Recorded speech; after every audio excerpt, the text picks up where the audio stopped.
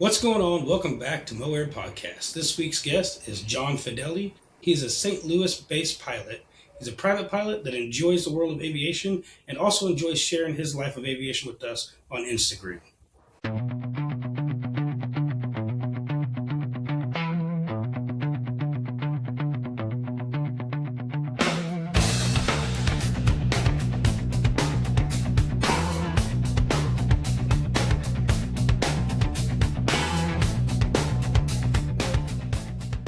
All right, John, go ahead and introduce yourself. All right, my name is John Fedele, reside in St. Louis, Missouri, relatively new private pilot. Got my cert back in January of this year, and it's kind of one of those lifelong things I've always wanted to do, and finally, things lined up and had to do it. And I guess I'm one of those guys kind of did it a little bit later in life, but I just wanted to get up and be able to enjoy that passion of aviation, be able to fly around and share that passion with friends and family.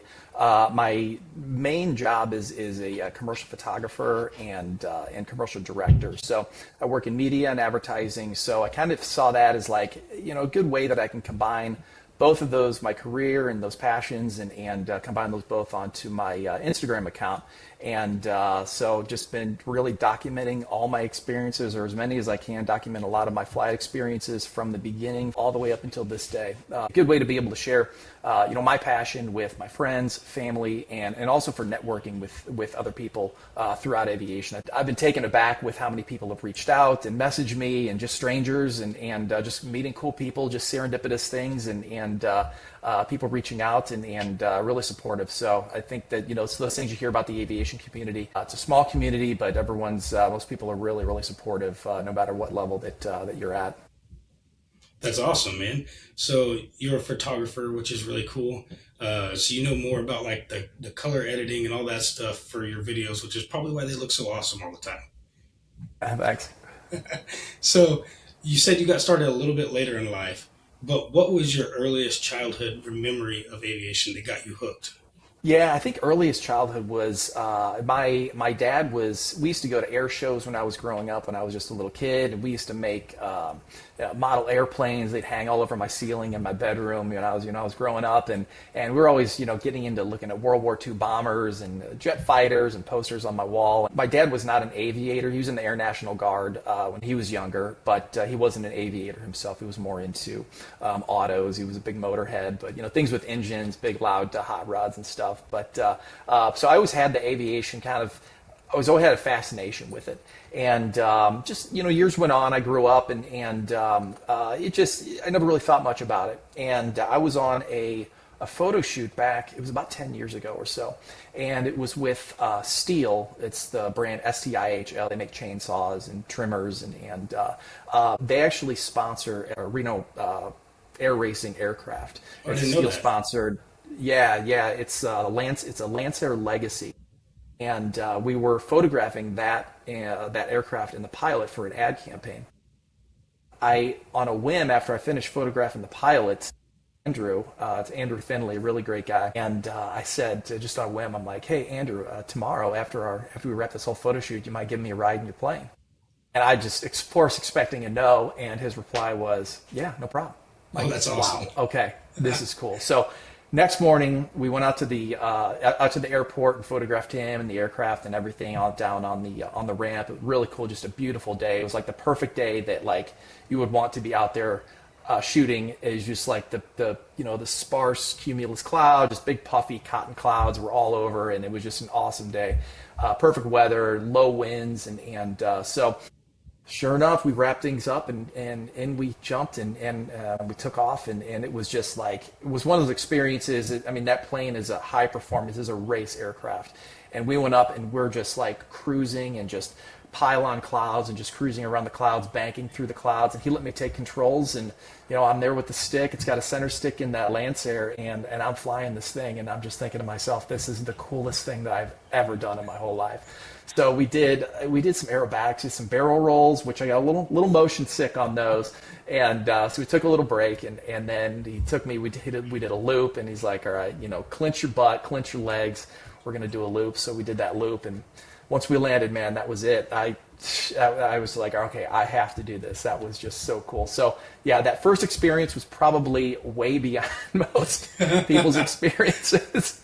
I was a little, just very, very taken aback at how cool that was, and so that was it. I was like, all right, this has to be a reality. So, but that was 10 years ago. And then as time went on, I started just chatting people up. If I talked to people that are pilots, and the same thing, and just, hey, let's go flying. And my neighbor, Jerry, down the street, great guy, he'd walk in front of our house and got talking with him, and found out he was a pilot. He was a career pilot, and he was in a flying club with a Cessna at a local airport here out at Spirit. And he took me up a few times, and again, let me take the controls. It was a very different experience from the Lancer. Yeah. So, but a little, 1978 Cessna 172, but it was still just as much fun. Just being up there is just awesome, as we all know. And so, again, like years went on, and finally, COVID hit. It was one of those things. Just life never really allowed me to do that. Just with young kids and career, and just too much on my plate, I just could never do it. And then last year, when was it? Christmas of 2024, my wife, she bought me a Discovery flight. And she's like, John, I'm sick of hearing you talk about how much you want to be a pilot. Just go do it. Just do it. That sounds awesome. And so, yeah, it was great. I had her support. And so went out to Elite Aviation and got my a Discovery flight. And as soon as we landed, I'm like, all right, I'm good. Sign me up. And off we went. So I started training about a little over a year ago. It was in like March of 2025, and then finally got my certificate in January of this year. That's really cool, man. So let's take a step back first. Your first aviation experience of being in a plane, like a smaller plane, I don't know if you traveled commercial before that, but first experience of being in a smaller plane was in a Reno Air Race aircraft. Yeah. That's insane. Like, it was, most people go really their entire aviation lives without ever getting in one of those airplanes. And that was your first, like, hey, let's do this kind of thing. For sure.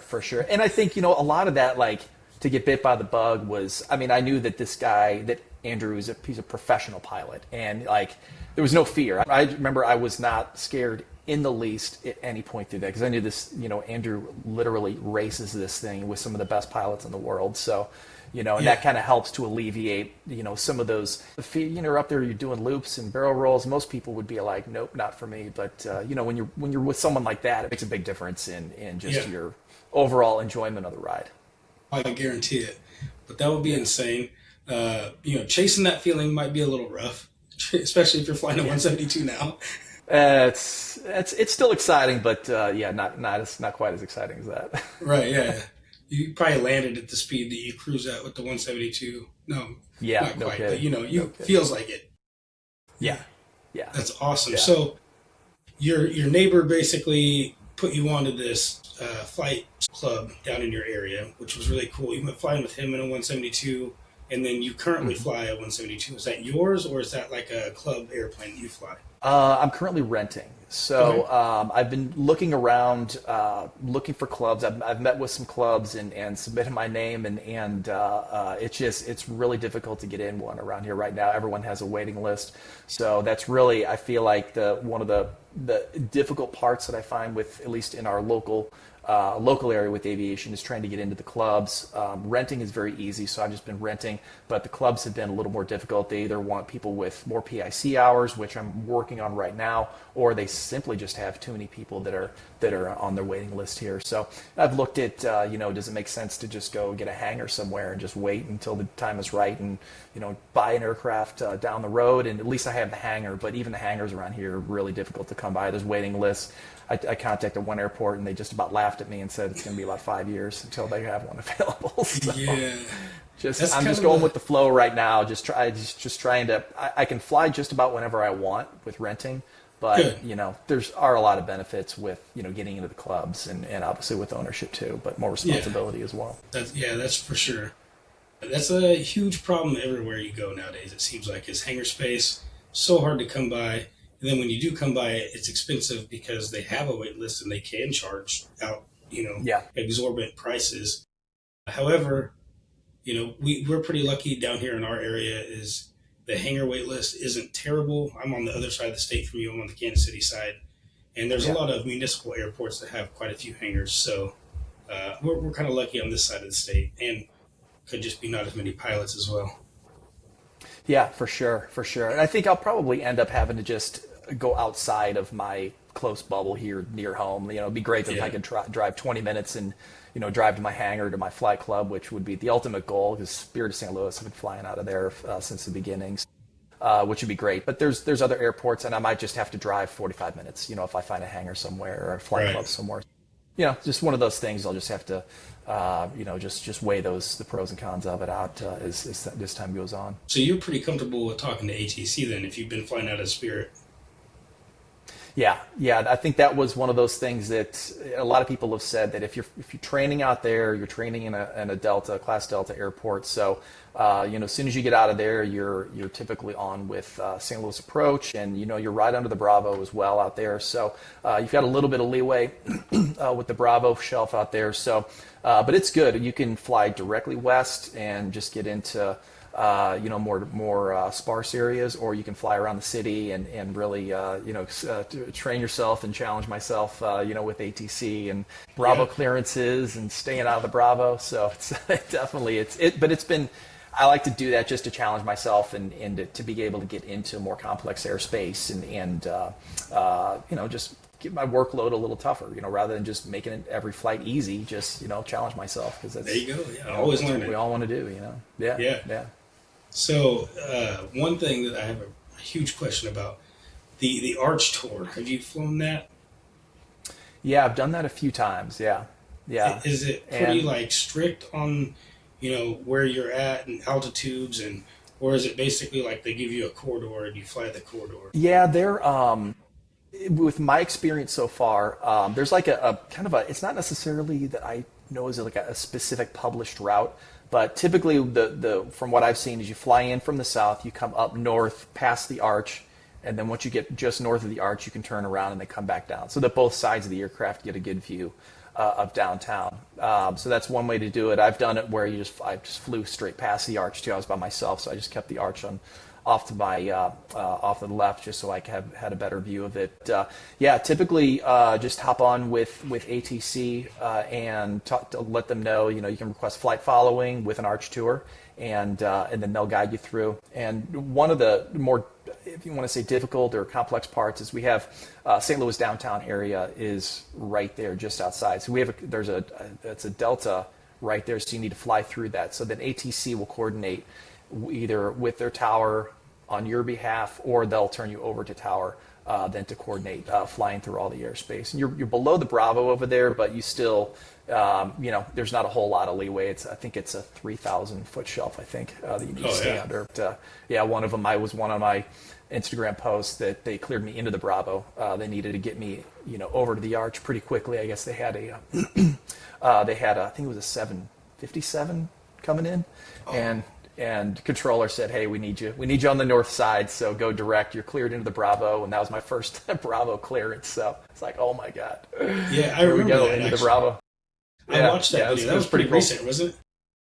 Yeah, it was a few months ago. It was like back in April, something like that. But Yeah, I yeah, it watched was that one. good. Yeah, yeah. Were And you? I was, I was up there, and I was like, you don't notice like my shot of adrenaline went through. I'm like, oh, okay, here Yeah. we go. This is for real now. We're in the Bravo. So, Did you get a little nervous but there for a cool second? moment.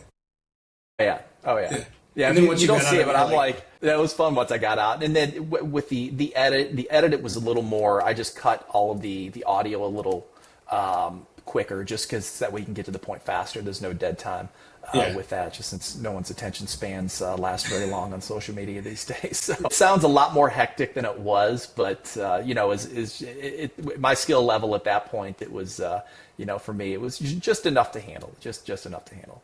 That's awesome. Yeah.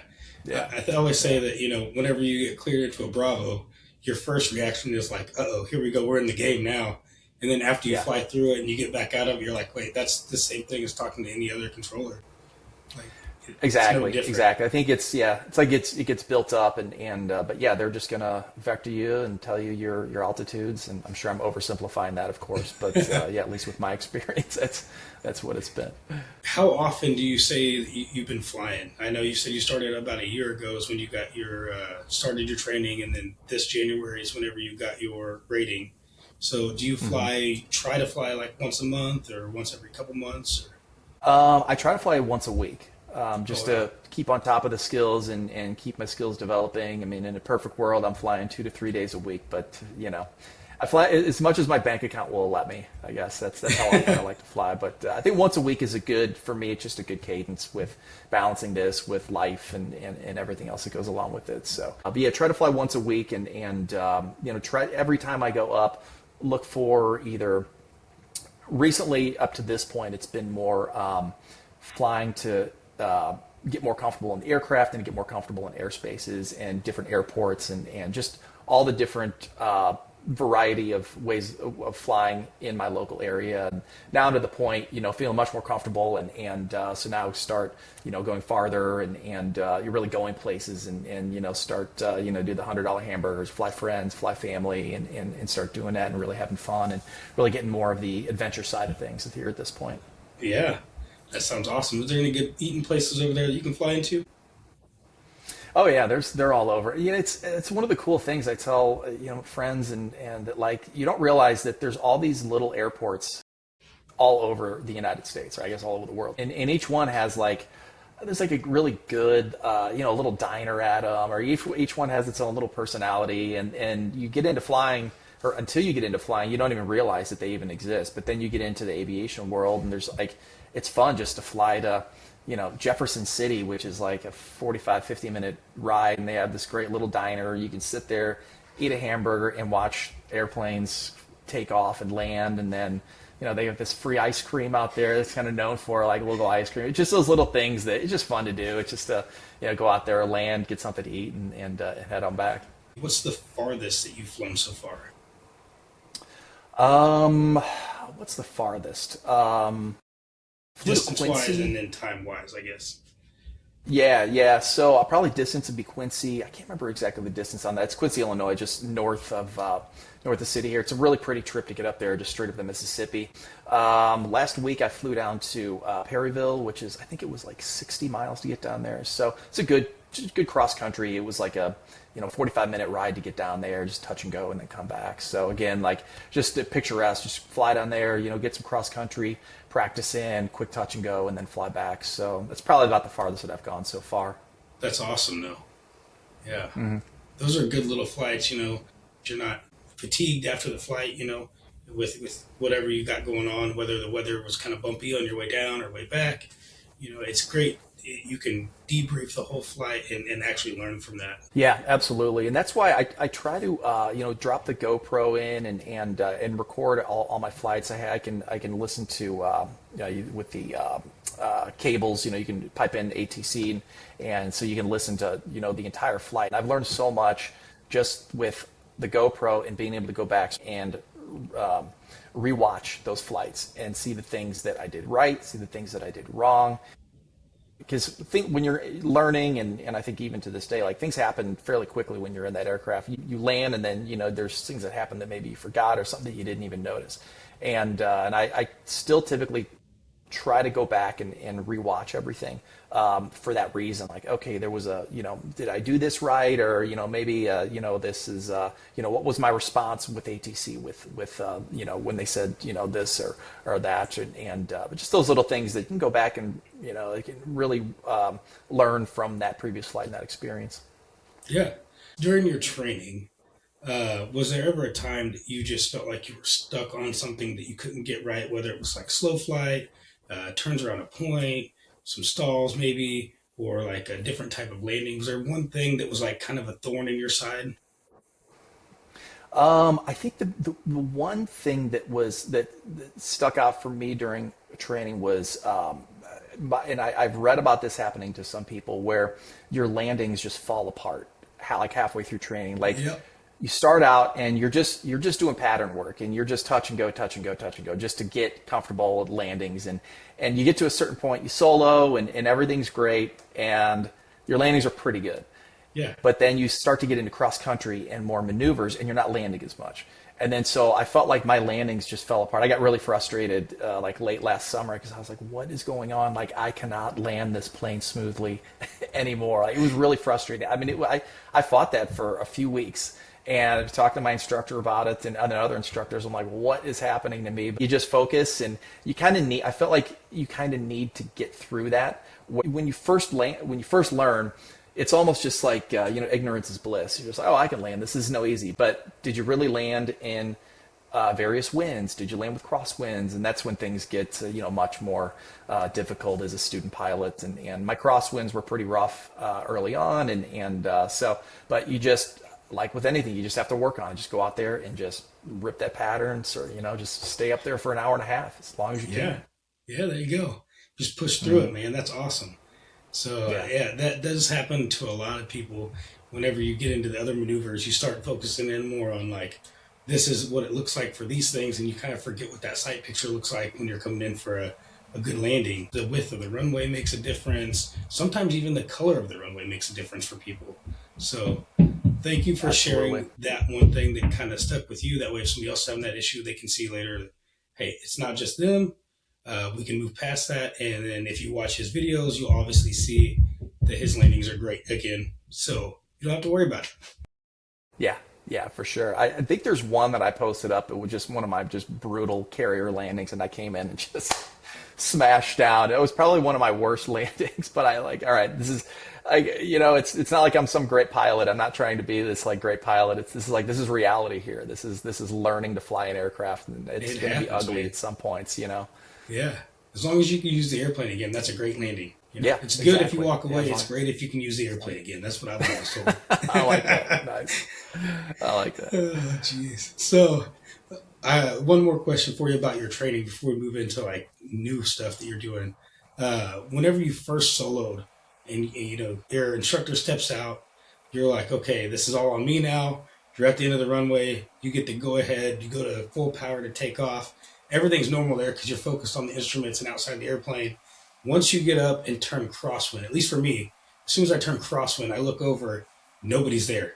And that's when it hit me Yeah. like, oh no, this is all on me. What was that like for you? So that feeling hit me earlier. That it was the second that the wheels left the runway. I was like, oh wow, what have I got myself into? Like, oh my god.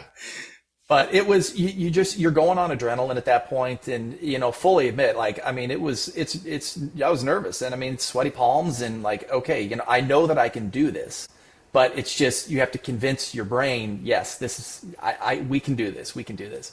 But then we did, I think it's standard, you do 3 times around the pattern, and you come back, and by the second time, you're like having a blast. Like this Yeah, my second takeoff, I was like, this is awesome. But it's just yeah, that first one, those first few seconds, it went away pretty quickly, but yeah, it was just that first time around the pattern was pretty nerve wracking. But just that's flying too. That's just learning. yeah. I think everybody goes through that. Nobody really talks about it a whole lot, but everybody goes Yeah, through that initial crap moment whenever you take off by yourself for the first time. And you're like, hey, this is all on me. I'm either going to make this yeah. happen or, I died having fun at least, I guess. I don't know. I know. In all of it, they say you fall back to your training, and that's you just focus on that, and you know how to fly the plane. When you get to that point, it's not like it's complicated. You're just you're watching your airspeed and climbing and watching your altitude and just stay in the pattern and talk to ATC and talk to tower, and they'll tell you what to do and come back in and land the plane. I was just getting through that, the first takeoff and the first landing, and then after that, I was just having a blast at that point. Just couldn't wait to get back up and do it again. That's awesome. Yeah. So, do you think that, starting at a later age for you was a good thing or a bad thing as far as like your mental maturity and how you handle situations? That's a great question. It's tough to say. I mean, the younger version of John Fedele was, and well, still am, adrenaline junkie and ride motorcycles and dirt bikes, track bikes and snowboarding, and yeah, I still do most of that stuff to this day, and that's why I think I wanted to get into flying also. Just it's that love that adrenaline rush. But I noticed, the older that I get, there's more of that, a little more caution, where I didn't have quite as much of that when I was growing up. But it's interesting going into the flight schools, and there's so many people of different ages that are learning to fly. You have guys like me that are middle age, and there's guys that are older, guys and gals that I've seen that are older, and then same thing, men and women that are, I call them kids. They're younger than my kids that are learning to fly, and it's really cool to see that really at any age, you can do this, and that's for me. When I was wanting to get into flying, I'm like, well, am I too old for this? Should I do this? Does it make any sense? Once you do it, like, what? Why didn't I do that sooner? It was just one of those things. Like, it was just, it's just so fulfilling once you get up there and like start flying, and you have that kind of that unique power. You can just cruise through the sky, and not a whole lot of people have that opportunity. Right. Yeah. It's a completely different viewpoint of the world that not everybody gets to see, and it's fantastic. But you made a great point. You're never too old to start flying. If you want to get out there and you want to start flying, just you think you're too old, you're not. The only thing that changes is how often you have to get a medical certificate. That's it. And now with basic med, that also changed. So, you know, Yeah. go Well, out there and get it. my neighbor Jerry, he's in his 80s. He's still flying, That's and awesome. you can fly, and until you feel like you're done, and that's what's pretty cool about it. That is really awesome. So you fly out of St. Louis area, which is super busy, not just in the Class Bravo, but around the Class Bravo. It's a busy area. It's a busy town. A lot of people, a lot of airplanes, just hectic, right? Um, what is your like dream destination for you to fly to in the next year and then the next 5 years? Great question. Um, I think I want to get down to Arkansas. I'm just kind of looking at the surrounding states right now. I'd love to fly down to Arkansas. I heard that it's just beautiful down there. Some great smaller airports. You had there was a guy on your podcast, and that I think they list some of the smaller airstrips down there you can fly into, and for Yeah. some of those pilots down there, I just think it'd be awesome. I've actually never been down to that area directly south of Missouri. The Table Rock area, I think Mountain Home, I believe, is one of the towns down there. Yep. Just to be able to get down there, I heard it's just absolutely beautiful. So I'd love to get down there, and I have that like that adventure to fly down there, and fly into a small airstrip, and do some fly fishing down there, Gaston's or something like that. There I you think go. Yeah. Gaston's would be a Gaston's would blast. be So great. Yeah. yeah, it's legendary. So Yeah. that's cool, and that's kind of one of my bucket list places to fly. And honestly, with my kids in college, like I'm looking forward to being able to fly up and see them on a weekend. Go up and fly up, have dinner with them or have lunch with them, and cruise on home. Be home, sleep in my own bed that night. So I think that's Yeah. the cool thing. It opens up. That's awesome, man. Do you ever want to like try to parlay this into your photography type work, to where if you have a client that needs you out in Utah, California, a place like that, would you ever think about flying out there rather than driving or commuting via airline? Oh yeah, for sure. It's definitely on my mind. With my career, it's there's a lot of travel with it. For the most part, every shoot's different. Some are closer. If I'm shooting in Nashville, I can easily fly down to Nashville, or had projects in Oklahoma. So those would be pretty easy to fly to, which I'm excited about that. Getting to that point where I could potentially start flying to shoots, and just looking at and VFR, and that's my limitation right now, just as a private. I don't have my instrument yet, so just looking at what's the how far do I need to go with that. But for sure is I want to get my instrument down the road, and continue to learn to fly bigger, faster aircraft, and be able to do that, to be able to fly and combine both of those by my career and my hobby at the same time. That's awesome. Yeah. So I know exactly what you mean by wanting to get your instrument. That way you're not feeling as limited by the weather conditions. However, I have my instrument. I've never actually used it, so I need to take an IPC. I haven't done that yet either. I did a Yeah. biennial flight review recently, but I don't use instrument because most of the time whenever I'm flying, I'm going out to have fun and I want to be able to see. So I understand what you're saying, and whenever you start using it for your career, definitely instrument would be great to get. It's great to get anyways, but don't feel like you have to get it just to enjoy. Just go out and you can fly to Tennessee now and enjoy it. Just Yeah. you might have to land early or divert somewhere else or stay a couple days late. Just that's part of aviation there. Yeah, exactly. And that's how I see it also. It's like, we may not make it to the destination because we may have to divert and go somewhere else, but plans are going to change. So, and if it's flying for work, obviously keep an eye on the weather and maybe leave a day early and things like that. Just tack on, know that there's build in some of that extra leeway so you can avoid that get there itis where you have to be there at a certain point. So, and Right. I don't mind, hey, if we got to fly commercial, let's just do it and I'll hop on unfortunately hop on a commercial plane. Yeah, that's fair. It happens all the time, man. You said you would like to fly to your kids' college. Are your kids currently in college? Yeah, up in Omaha, so up in Okay. Nebraska. So I think it's a good destination up there.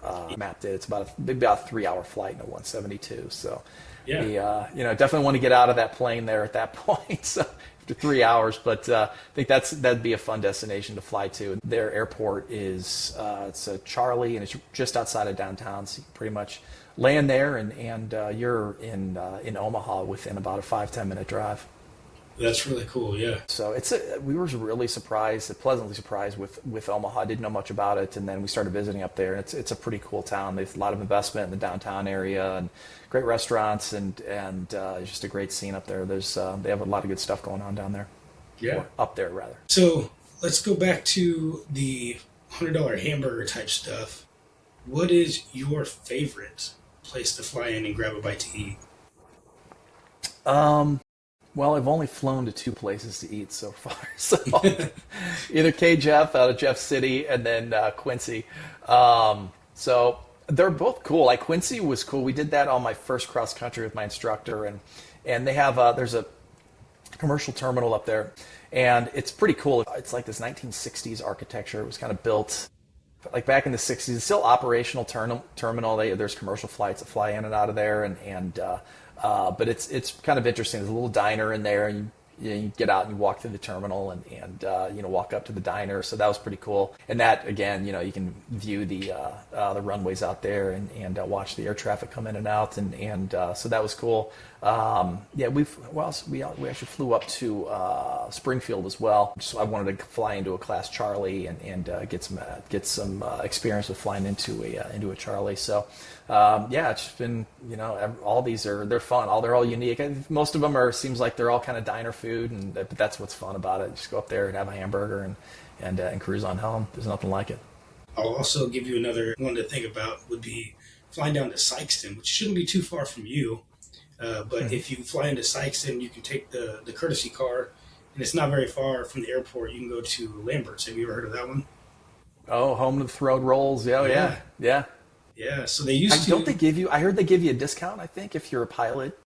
They used to give I you a thought I heard discount, and something you like used to that. come in like the back door area, like a side door, and it was like Yeah. you just went straight in and got seated, and then left after you were done. So it was like a quicker turnaround. But I don't Yeah, know if they that's do cool. that Yeah, anymore. that's definitely that's a must visit down there for sure. I always forget about there. I'm so familiar with that area. I've driven that route so many times. I always forget about flying down there. But yeah, I definitely Yeah. have to do that. Yeah, but again, I think every state has these cool little places you can fly to, and now it's just a matter of just finding out where they are and networking like this and talking with other pilots and hey, what do you recommend? Where should we go? Yeah, what's the one in southern Missouri outside of Springfield? Hangar Cafe, I think, down there outside of north of Oh yeah. Springfield. Yeah, is that That looks pretty the cool. Branson Airport? Maybe not Springfield, Branson, I but thought there's it's like north of another. Branson. I'm blanking on the name, but there's another destination I want to fly it on there. I think it's just I think it's a hangar cafe, and it's cool. It's like an old aircraft hangar, and they've got all these models Let's see. like parachute jumping and just kind of a destination place down there. It's in Miller, Missouri. Boom. All right. It's the good thing about the internet. You can find anything out you want. So the Hangar Cafe is in Miller, Missouri. It's a themed American restaurant located on Kingsley Airfield. They offer breakfast, lunch, and dinner with a unique aviation atmosphere, including views of the runway, model planes, and nearby skydiving activities. Cool. I'm going to have to check that one out myself. I haven't heard of that one yet. Yeah, for sure. Yeah. I have some friends at Lake of the Ozarks too, so I definitely want to fly down there, and I think that'd be cool just to get down there and Lee Fine Airport, or I think what's the other one down there? I think it's Grand Glaze Airport. I Yeah, think Grand Glaze, yeah. Yeah, that's a pretty quick, easy hop from St. Louis. I think it's like 100 miles to get down there, so it'd be pretty Yeah. cool. And just picturesque flying over Lake of the Ozarks down there, especially during the summer with all the boats out and everything. So it'd be pretty cool. Yeah, that would be awesome. I always think about flying over to St. Louis because for me, it's like a 3.5 hour car drive, or you get on the train in Lee Summit and you ride that forever, and it's terrible for me. The next time Yeah. we go to like a sporting event or a concert or something over in St. Louis, I always just thought about hopping in a plane and flying over there because it's so much faster. Yeah, for sure. This past weekend, I was actually in Kansas City, and we stayed downtown. We were up there for one of the World Cup games, and we had a perfect view of the downtown Kansas City airport right there. Like, okay, next time I'm flying up here, and we're going to land at the downtown airport. So it's definitely a must. But yeah, it's a pretty easy flight to get across the states. So a couple. I think it's about an hour and a half, 2 hours maybe with the headwind. Depends a little bit on that, but yeah, it's a nice little quick hop straight Yeah. across. So fun trip. And one thing that's really cool about the downtown airport, I learned this in my flight training as well. If you ask them and they're not super busy downtown, if you come in kind of close to nighttime or at nighttime, they will do the light show from the tower. So you know how like they have the spotlight up there that they can tell you whether you're clear to land or if you need to go around. The guys there in the tower are super nice, and they'll give you the light show if you ask for it, which is really cool. It's an awesome experience. That way you don't Yeah. ever have to think about, I wonder what it looks like or will I be able to see it. They'll give it to you, and it's cool. Is it like with the light, like the light gun, if you Yeah. radios are out, or what's? Okay, okay, Yeah, cool. yeah. So if you have a radio outage or if they have an issue with radios or whatever, you can request the lights. And obviously you can't request it if your radios are out, but if you squawk, you have a radio outage, they'll give you the lights if you're Yeah. planned to go there. Oh, that's cool. Yeah, yeah. Yeah, I'll it's definitely have to keep that in mind for sure. Hopefully I'll have my radios, but be able to see that. Yeah, no, it's a great experience. And then I can't Yeah, remember that's which neat. runway it is, but one of the runways, if you're coming in on base, you're headed right towards the downtown buildings. And for me, I was still in training, so obviously, like I knew I was far enough away that I was good. However, you just start to get a little bit nervous because you're like, I'm flying right towards this building, and I'm still not like in line with the runway yet. And then you Mm. turn, and as you turn and drop down in on final, you're going below the buildings, and it's just a great view because there's a river around it and the buildings all around. It's a fantastic airport to land at. Yeah, it's really pretty down there. I remember I have a friend that lives just south of the airport out there, and their house is up on this perched on this hill. I remember we were up on their rooftop, and you just the pattern that day was there, everything was right pattern straight down the runway, and they were flying just it was like right past his house. It was really cool to see. That's And awesome. I just remember that day it was just one after the next, and we're up on the roof and having a good time up there, just watching the airplanes come in. It was pretty cool. That is awesome, man. It was actually interesting when I was prepping, sitting down to prep for our call here. I went through my Instagram. I scrolled back to my first post, and it was on July 6th of last year. And I'm like, wow, how apropos is that? That exactly a year later, that we're on a podcast here, and my first post was a year ago on July 6th. So pretty cool. But That is and awesome. that's it's cool. Just like it's been so fulfilling and rewarding just to start that, and just it's just things that are mundane for most pilots. It's just it's more for me to be able to see how far I've come and where things go, so that years down the road I can look back and continue to network with people, throughout the aviation industry, and just make new friends in it, and do cool podcasts, and just be able to share that passion with everyone. That's really awesome. I didn't know that your first post was exactly a year ago. We didn't even plan that out, but that's really cool. So just so everybody knows, even though this podcast is going to post in 2 weeks, it is July 6th. So his story makes a lot of sense for him. It's a full circle moment, which is really cool. Yeah, that's really cool. Now I'm going to have to go back and watch that first post. It's just a picture of me on one of my solos. It's just a quick pic up there, just on a beautiful morning, and but it's just one of those, like, you had to kick it off, had to start start the process and start posting at that point. But Yeah. yeah, it's but I want to continue, develop the way that I'm shooting as well. I want to combining more of my business and taking a lot of that aesthetic that I shoot for clients and apply that to my aviation posts as well. So just continue, just better edits and better cameras and better camera placements as time goes on too. So just I think it want to just continue to refine that and develop that my approach to how I'm creating some of those posts as well. So I think there's cool things to be able to kind of cross-pollinate between my aviation hobby and then my career as well, so that people see that I'm just I can shoot and just pilot, but a photographer as well, and also a photographer that flies too. So I think That's there's really cool. some cool things that we can develop with that as time goes on. So that is really awesome.